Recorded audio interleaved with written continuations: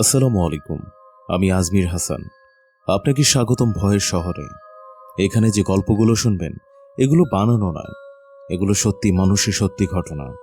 আপনার জীবনেও যদি এমন কিছু ঘটে থাকে আমাদের লিখে পাঠান আপনার জীবনের সেরা ঘটনাটি। আমাদের ইমেল অ্যাড্রেস voiceshore05@gmail.com।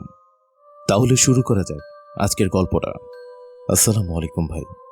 আমি জানি না আপনি আমার ঘটনাটা বিশ্বাস করবেন কিনা। অনেকবার ভেবেছি কাউকে বলবো না, কারণ ঘটনাটা আমি নিজেও পুরোপুরি ব্যাখ্যা করতে পারি না। কিন্তু আজও মাঝরাতে ঘুম ভাঙলে সেই মেয়েটির কথা মনে পড়ে। মনে হয় সে এখনো ওই চিলেকোঠার সামনে দাঁড়িয়ে আছে। ঘটনাটা 2003 সালের। তখন আমি পড়ালেখা শেষ করে চাকরির জন্য বগুড়া শহরে যাই। নতুন শহর, নতুন জীবন, কাউকে চিনতাম না। একটা ছোট প্রাইভেট কোম্পানিতে চাকরি পেয়েছিলাম। বেতন খুব বেশি ছিল না, তাই কম ভাড়ার একটা বাসা খুঁজছিলাম।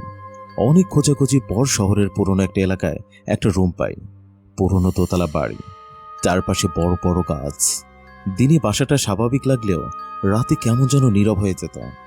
আমার রুম ছিল একদম উপরে। রুমের পাশে একটা ছোট চিলেকোঠা। জায়গাটা সবসময় বন্ধ থাকতো। প্রথম দিন থেকে কেন জানি দরজাটার দিকে তাকালে অস্বস্তি লাগতো। বাসায় ওঠার কয়েকদিন পর থেকে একটা অদ্ভুত বিষয় খেয়াল করি।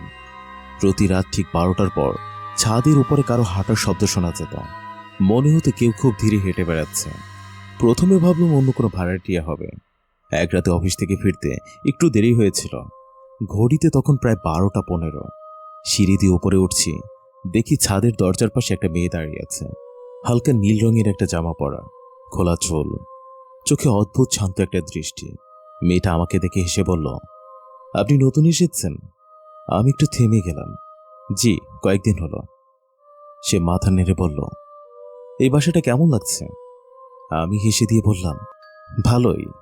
মেয়েটা কয়েক সেকেন্ড চুপ থেকে বলল, রাত একটু অন্যরকম লাগে না? আমি তখন হেসে উড়িয়ে দিলাম।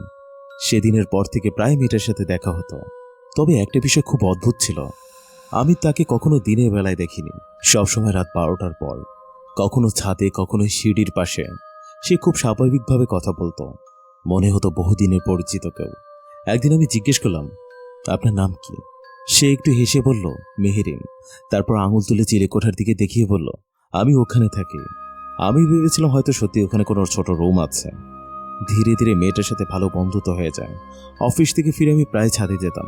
মেহেরিনও আসতো, তবে সে নিজের সম্পর্কে খুব কম কথা বলতো। একদিন আমি তাকে জিজ্ঞেস করলাম, আপনার পরিবার? সে চুপ হয়ে যায়। তারপর আসতে বলল, সবাই চলে গেছে। তার চোখের দিকে তাকিয়ে সেদিন কেন যেন খুব খারাপ লেগেছিল। এক রাতে হঠাৎ সে আমাকে বলল, আপনি একটা কাজ করবেন? আমি বললাম, কি কাজ? সে তখন তার হাত থেকে একটা পুরনো খাম আমার দিকে বাড়িয়ে দেয়। হলদেটে রঙের পুরনো খাম। বলল, এটা পোস্ট করে দেবেন। আমি একটু অবাক হয়ে বললাম, এখন? সে মাথা নেড়ে বলল, কাল দিলেই হবে, খুব দরকার। আমি খামটা হাতে নিয়ে দেখি উপরে ঢাকার একটা ঠিকানা লেখা।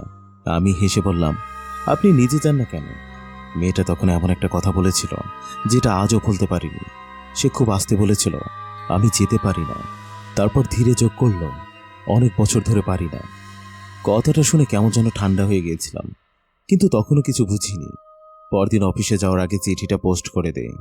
অদ্ভুত বিষয় ছিল, খামের স্টাম্পে 1988 সালের তারিখ ছিল। আমি ভেবেছিলাম হয়তো পুরনো খাম ব্যবহার করেছে। সেদিন রাতে মেহেরিনকে আর দেখিনি। একদিন, 2 দিন, পুরো এক সপ্তাহ কেটে গেল। রাত 12টার পরও না, ছাদে না, কোথাও না। অদ্ভুতভাবে পুরো বাসাটা তখন কেমন ভারী লাগতো। মনে হতো কেউ যেন নেই, অথচ কেউ একজন আছে। শেষে একদিন বাড়িওয়ালাকে জিজ্ঞেস করি, আচ্ছা মেহেরিন কোথায় গেছে? লোকটা অবাক হয়ে বলল, কে? আমি হেসে বললাম, চিলেকোঠায় থাকে যে মেয়েটা। আমার কথা শুনে লোকটার মুখের রং বদলে গেল। সে কয়েক সেকেন্ড চুপ করেছিল, তারপর ধীরে বলল, বাবা, এই নামে এই বাসায় কেউ নেই। আমার বুক ধক করে উঠল। আমি বললাম, না মানে, নীল জামা পরা, রাতে ছাদে আসে। লোকটা এবার চেয়ার থেকে ধীরে উঠে দাঁড়ালো। তার চোখে স্পষ্ট ভয় ছিল। সে নিচু গলায় বলল, 15 বছর আগে এই বাসায় একটা পরিবার থাকতো। তাদের মেয়ের নাম ছিল মেহেরিন। আমার শরীর ঠান্ডা হয়ে যাচ্ছিল। লোকটা বলল, মেয়েটা আত্মহত্যা করেছিল চিলেকোঠায় ফ্যানের সাথে। আমার হাত পা কাঁপতে শুরু করলো। আমি কাঁপা গলায় বললাম, কিন্তু আমি তো ওর সাথে কথা বলেছি। লোকটা কিছুক্ষণ চুপ থেকে বলল, অনেকে বলেছে, রাত 12টার পর ছাদে নাকি একটা মেয়েকে দেখা যায়, কিন্তু আমি কখনো বিশ্বাস করিনি। সেদিন রাতে আমি একা রুমে বসেছিলাম, ঘড়িতে তখন 12টা পেরিয়েছে। হঠাৎ ছাদের উপর হাঁটার শব্দ শুরু হলো। আমার বুকের ভেতর কাঁপছিল। সাহস করে দরজা খুললাম। পুরো ছাদ ফাঁকা, শুধু চিলেকোঠায় দরজা অল্প খোলা, যেটা আমি কখনো খোলা দেখিনি। ভেতর থেকে ঠান্ডা বাতাস আসছিল। আমি ধীরে দরজার কাছে গেলাম, আর তখনই শুনলাম খুব আস্তে একটা মেয়ের কণ্ঠ, চিঠিটা পৌঁছাবে তো? আমার পুরো শরীর অবশ হয়ে গিয়েছিল, কারণ ভেতরে আর কেউ ছিল না। এরপর আমি আর বেশি দিন ওই বাসায় থাকিনি। চাকরির কারণে অন্য জায়গায় চলে যাই, কিন্তু আজও মাঝে মাঝে গভীর রাতে ঘুম ভেঙে যায়। স্বপ্নে দেখি পুরনো সেই ছাদ, চাঁদের আলো, আর চিলেকোঠার সামনে দাঁড়িয়ে মেহেরিন আমার দিকে তাকিয়ে আছে। এই ছিল আজকের ঘটনা। আপনার জীবনের সেরা ঘটনাটি আমাদের কাছে পাঠাতে পারেন মেইল করে। আমাদের ইমেল অ্যাড্রেস ভয়েসশহর 05@gmail.com।